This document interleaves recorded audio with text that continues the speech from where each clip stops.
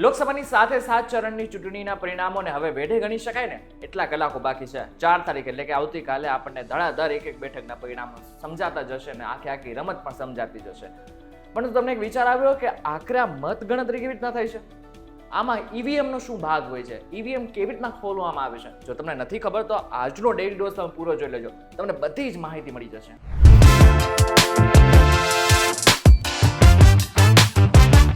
Hello focus, VTVGujarati.com પર તમે જોઈ રહ્યા છો ડેઇલી ડોઝ. હું છું કરણ.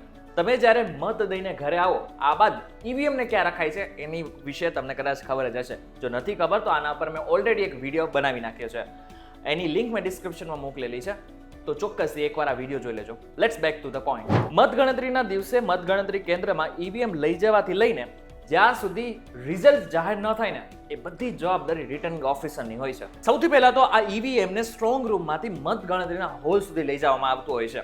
હવે આ બંનેનું વચ્ચેનું અંતર જો વધારે હોય ને તો વચ્ચે બેરિકેડિંગ લગાડવામાં આવે છે. પોલીસ સુરક્ષા વચ્ચે એટલે કે સઘન સુરક્ષા વચ્ચે આને મતગણતરીના કેન્દ્ર સુધી લઈ જવામાં આવતું હોય છે.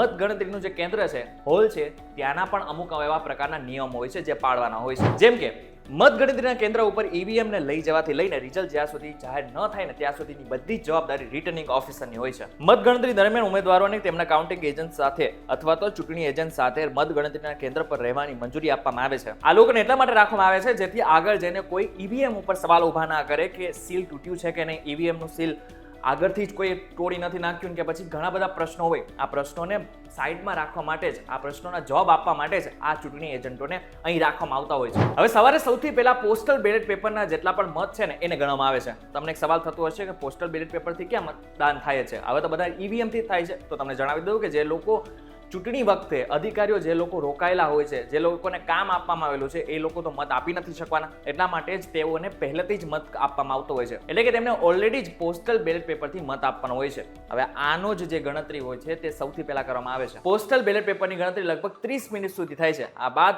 ઈવીએમ ને ખોલવામાં આવે છે. મતગણતરી કેન્દ્રમાં 14 ટેબલ હોય છે. આ ઉપરાંત રિટર્નિંગ ઓફિસર અને ઓબ્ઝર્વર માટે એક ટેબલ અલગ હોય છે. જેમ જેમ ઈવીએમ ખુલતા જાય ને અને જેમ જેમ એક ઈવીએમ ના આંકડા આવતા જાય ને એમ કોઈ પણ એક અધિકારી લાઉડ સ્પીકર ઉપરથી જણાવતો હોય છે કે આ ઈવીએમમાં કેટલા આંકડા આવ્યા.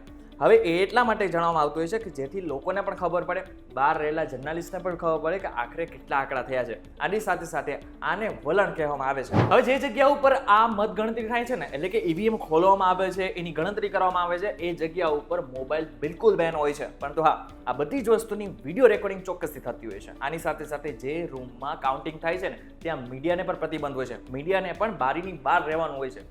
કેન્દ્ર પર માત્ર કાઉન્ટિંગ સુપરવાઇઝર્સ, કાઉન્ટિંગ અસિસ્ટન્ટ્સ અને માઇક્રો ઓબ્ઝર્વર્સ, ચૂંટણી કામગીરી માટે કાર્યરત સરકારી અધિકારીઓને જ પ્રવેશ મળે છે. મજાની વાત તો એ છે કે આની અંદર તો ના માત્ર ઉમેદવારને પરંતુ પોલીસને પણ અંદર જવાની છૂટ નથી હોતી. માત્ર ને માત્ર જે લોકોને નિમિત્ત કરેલા છે એ લોકો જ અંદર જઈ શકે છે. મતગણતરી દરમિયાન કાઉન્ટિંગ ટેબલ પર બેસવા માટે ખાસ મંજૂરી મળે છે. મતગણતરી કરનાર અધિકારીઓને 3 સ્ટેજ પર રેન્ડમ સિલેક્ટ કરવામાં આવે છે. આરઓ એટલે કે રિટર્નિંગ ઓફિસર કાઉન્ટિંગ સ્ટાફની નિયુક્તિ કરે છે.